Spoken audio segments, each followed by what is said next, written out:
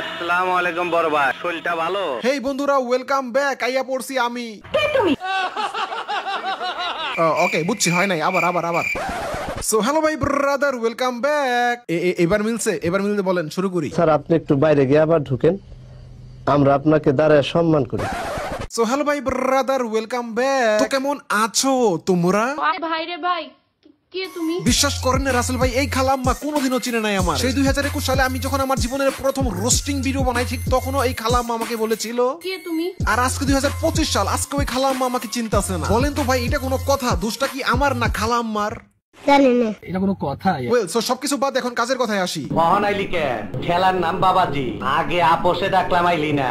আহা, আরে ডিপজল চাচা, এমন কিছু না। আচ্ছা শুনো, অনেকদিন পর যেহেতু ভিডিও বানাচ্ছি, সুতরাং একটু উচিত আমার সবার খোঁজ খবর নেওয়া, কি বলো? তো বলো তো, কেমন আছো তোমরা? আশা করছি তোমরা সবাই অনেক অনেক বেশি ভালো আছো, এবং আল্লাহর রহমতে তোমাদের দোয়ায় আমিও অনেক অনেক ভালো আছি। তোমরা যখন থেকে আমাকে চিনো, তোমাদের সবার পরিচয় হয়তো তখন শুধু একটাই ছিল, যে তোমরা একটা গেমার। তোমরা জাস্ট একটা গেমার, এর বাইরে তোমাদের অন্য কোনো পরিচয় ছিল বলে আমার মনে হয় না। উফ, মায়ের কি দিন ছিল। কারবারি বরিশাল আর কারবারি নোয়াখালী, কে থাকতো গ্রামে কিংবা কে থাকতো শহরে, কোনো ম্যাটার করতো না। এমন কি কার বয়স 15 কিংবা কার বয়স 25, কোনো ম্যাটার করতো না। জাস্ট যার সাথে যার ভালো গেম প্লে জমতো, তার সাথে সেই স্কোয়াড সারাদিন তার সাথে পড়ে থাকতো গেমে। আর কাস্টম ম্যাচে একবার যদি কেউ কাউকে নক করে লল ইমোট দিয়েছে, তাহলে তো হইলই ভাই, ভারত পাকিস্তানের যুদ্ধকেও হার মানাবে। ওরে বাবা রে বাবা।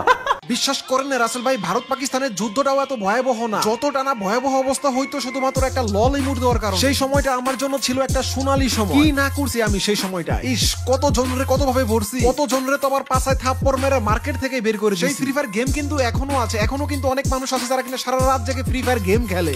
কিন্তু নেই শুধু এখন আমার, শুধু সেই 2019 সাল থেকে 2022 সালের ফ্রি ফায়ার প্লেয়ার গুলো। শুনেছি তারা নাকি বেশিরভাগই এখন আর গেম খেলে না, তাদের পরিচয় এখন আর গেমার না। তাদের ভিতরে কেউ হয়তো এখন আর দুনিয়াতে নেও, কেউ হয়তো আবার বেঁচে থেকেও মরে আছে, কেউ আবার রয়েছে নিজের সকল ইচ্ছা স্বপ্ন মাটির নিচে চাপা দিয়ে নিজের পরিবারের দিকে তাকিয়ে তারা এখন বিদেশে পাড়ি জমিয়েছে। কেউ বা হয়তো একটা চাকরির জন্য এই পার থেকে সেই পার ঘুরে ঘুরে বেড়াচ্ছে, কিন্তু চাকরি আর হচ্ছে না। আবার কেউ হয়তো চাকরি পেয়েও গিয়েছে, এখন সে চাকরি নিয়ে ব্যস্ত। আর ওই যেই মেয়ে গেমার গুলো ছিল, তারা হয়তো এখন কারো না কারো সংসার করতেছে, কারো এখন আর গেম খেলার সময় নেই, সবাই সবার জীবন নিয়ে ব্যস্ত। কিন্তু আর এত ব্যস্ততার মাঝখানেও আমি চলে এসেছি তোমাদের মাঝে আবারও। এত ব্যস্ততার মাঝখানেও মানুষ যখন একটু অবসর সময় পায়, তখন তারা কি করে? কেউ হয়তো একটু ফেসবুক স্ক্রল করে, কিংবা কেউ হয়তো একটু টিকটক চালায়। বিশ্বাস করেন না রাসেল ভাই, সেদিন আমি সকালবেলা ঘুম থেকে উঠে একটু ফেসবুকে ঢুকেছিলাম, আর সাথে সাথে আমি শুনতে পেলাম,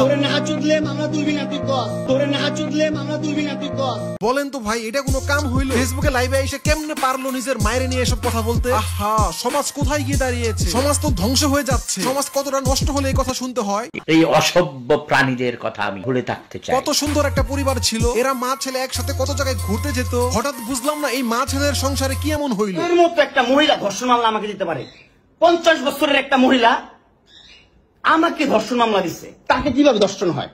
তোকে কিভাবে ধর্ষণ হয়? সহমত ভাই, তোমরা যে যাই বলো, আমি কিন্তু এখানে মামুনের সাপোর্টে। একটা মা হয়ে কিভাবে ছেলের নামে 5-5টা মামলা করতে পারে, তাও নাকি আবার একটা ধর্ষণ মামলা? এই মেয়েটাকে ধরে আমার কাছে পাঠিয়ে দাও, ওকে ঝাড়ু দিয়ে ওর পিঠে ক্রাশ করে তাকে আগে মারতাম, কমপক্ষে 3 মিনিট মারতাম। ভাই ফাইজলামি নাটক সব বাদ। আসলে বিষয়টা হচ্ছে ভাই, লাইলার আছে বহুত টাকা, কিন্তু মারার সমস্যাটা হচ্ছে লাইলার শখ জাগছে বুইরা বয়সে কচি খাওয়ার। আর কেন জানি মনে হয় আমার, তার কচি খাওয়ার স্বভাবটা অনেক আগে থেকেই আছে, যার কারণে এর আগে লাইলার আরো দুইটা বিয়ে হয়েছিল, একটাও টিকে না। সো জাস্ট এই বড়ির একটাই দোষ, তার শখ জাগছে কচি খাওয়া। আর তার এই ফাদের শিকার ছিল মামুন।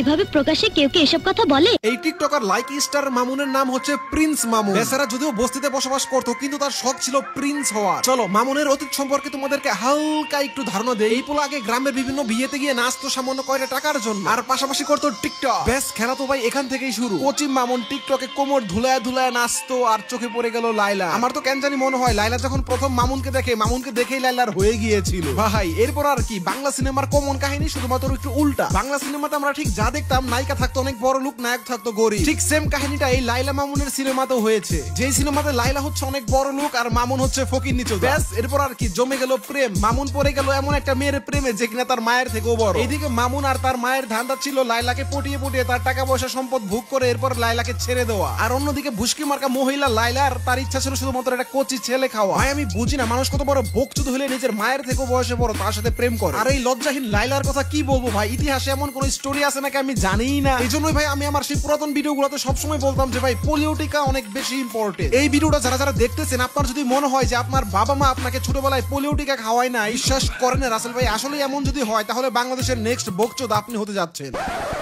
ওহ ভাইরে ভাই, লাইলা মামুনের বকচোদ মার্কা কাহিনী সে কবে থেকেই তো দেখে আসতেছি, এই জন্য অনেক সময় এগুলো ইগনোর করি। মনটা চাই খুললে ওগো মুখের ভিতরে ঢুকায় রাখি, যাতে করে এই বস্তিগুলোর নতুন কোন সিনেমা আর না দেখতে হয়। কিন্তু ভাই কষ্টের কথা আর কি বলবো, সিনেমা একটা দেখা শেষ করি আরেকটা দেখা শুরু হয়। কষ্ট করে জিম করলাম, ওয়ার্কআউট করলাম, আমি কম খাই, আমি এত বেশিও খাই না সবার মতো।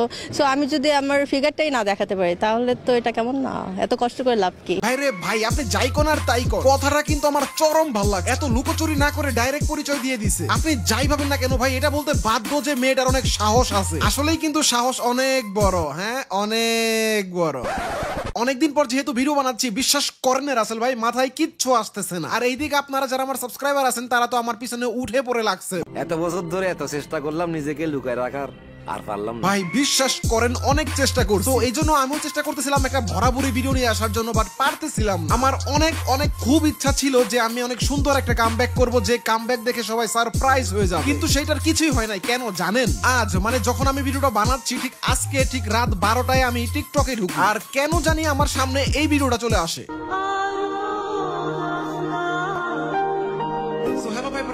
ওয়েলকাম ব্যাক অল্প কিছু সময়ের জন্য। তো তাড়াতাড়ি বলো কেমন আছো তোমরা?